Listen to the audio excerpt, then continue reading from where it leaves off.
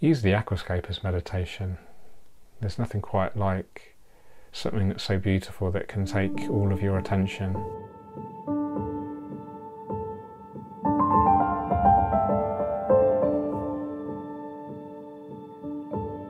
Hi everyone, welcome to this new video where I'm going to talk you through the process of evolving my favourite ever aquascape. This is the before and this is the after. The actual aquarium is an Aquascape Highline 400 and I've actually had it for around 5 years now. Only the plants have really changed. The hardscapes stayed the same. Been home to discus, and now it's home to various tetras, some gobies.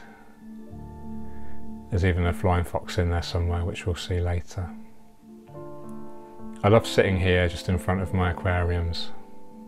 It really just helps me really unwind and stay connected to something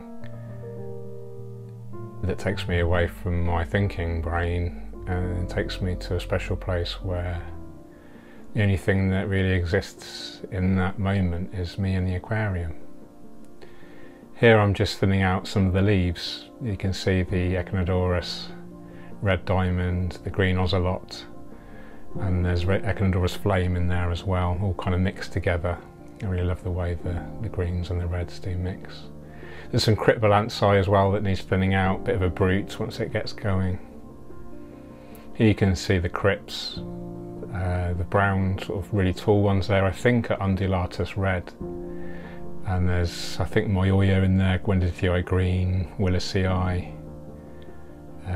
at least there's Nurii as well, Neusteriana. Now it's time to just upgrade the foreground a little bit. I'm kind of creating this little path that goes in between the two main pieces of wood, and I'm actually adding some Wio natural gravel. This is Belladonna I think it's called, and I'm going to add some more of this all around the foreground and then mix it in I think with some more Colorado sand just to make it look a bit more textured and natural. Just moving around a few pebbles here and there just to hopefully create something that looks naturalistic and beautiful. I enjoy just the process of getting my hands wet to something. I don't know, it just appeals to me. It intuitively feels comfortable, and just paying full attention to every aspect of aquascaping, you know, whether it's just a simple water change or mindfully cleaning a rock with a toothbrush.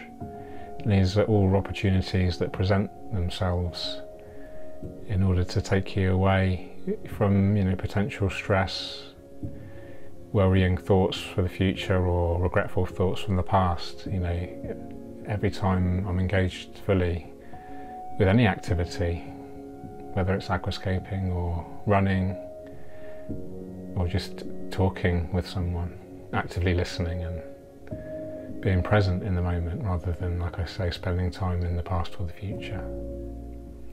So this is the scape, now it's maintained. Absolutely stunning. I'm so happy with this aquascape, and happiness is an interesting word and it can mean many different things. And I used to think happiness was excitement, but it's actually more, I think, a feeling of peace, because excitement is something that's fleeting, you know, it's a peak experience, whereas happiness I think is something that can be experienced hopefully for a longer period of time and becomes more of a state of mind than an experience, which tends to be what excitement is about. Here's the blueberry tetras, Hyphesoporicon waddii, beautiful. I think there's 30 or so in here. There's also some lemon tetras, and I do have the orange Bolivian, I think it's Bolivian orange, you can just see on the left. There's Bentosii tetras as well. Here's a close-up of the blueberry. Excuse the scratches on the glass. Like I say, the tank's 5 years old now, and I have been using a magnetic algae cleaner, which I think has been causing some scratches.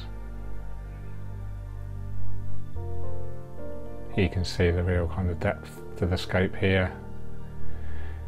No stem plants, just all either rosette or epiphyte plants. We do have a new Aquascape Vietnam I've just put in as well. Here's a close-up of the Bentosi tetra, stunning, high fin lemon tetra. The crypts are just absolutely stunning in here. They've changed their colours slightly as they've developed. Some of these are probably over 3 years old, I'd say. The plant size quite new in here. It's going too long already and it is starting to carpet, so I might actually remove that in the long term. Nice angle here, you can really see the details in the wood. The wood's actually getting kind of thinner and reducing in overall size as the Amano shrimp tend to sort of eat it, but it keeps it looking absolutely immaculate, as you can see. The shrimp tend to hide away most of the time, you don't really see them so much, but there are actually, well, I did stock 50 in here and I'm sure, you know, there are near that number now. There are some cherry shrimp as well, but not surprisingly they tend to stay hidden because of the large tetras and their hunting behaviour. Here's some neon gobies, originally set up with a Escape Line 60 as a habitat aquascape for Tice Treatment's new book. Here you can just see a couple there towards the bottom of the screen. Really curious little interesting fish, and seem to be thriving in here. I think they do better in mature scapes where they can graze on the biofilm, etc. Tetra's just hanging out peacefully. Here's a close-up of the goby. Stunning little fish. Here's the flying fox. This is a reticulatus, like the silver version, and it's very curious around this Aquascape. You'll see it in a minute. Here's the Amano shrimp, one of the many. But yeah, these must be coming up 5 years old. The Amano shrimp. Nice little community hang out here with the various tetras. There's the lemon there. Most of the blueberries. Here's a lemon tetra, and you can just see the orange in the background there, and we'll get focus on him. Beautiful, that red eye is absolutely stunning. Hello mate. Anubias coinleaf, this is the largest Anubias this is the largest Anubias I have. The various Echinodorus again there.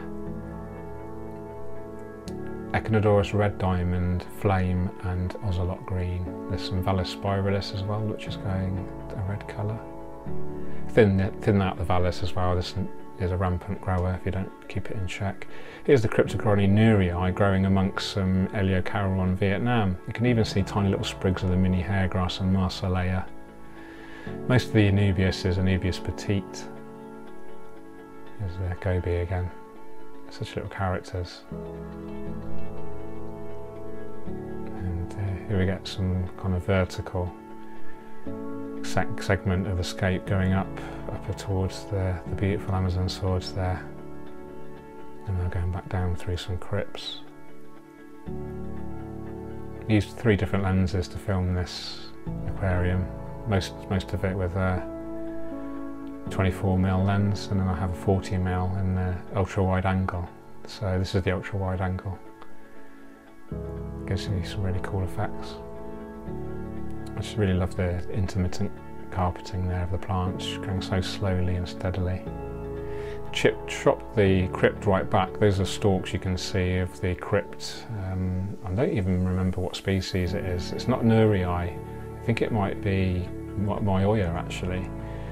Growing as an epiphyte, believe it or not, against the wood, and I've just kept hacking it back and it grows back denser and denser. So here's the final wide angle shot of the escape, and my meditation cushion, which I often just sit on and use the Aquascape as meditation. There's nothing quite like something that's so beautiful that can take all of your attention, and you can just really use it as an opportunity to connect with nature that you've created on all levels, you know, whether it's the creation of it, the maintaining of it, and now just the consumption of it, letting your mind just be open to what it can see.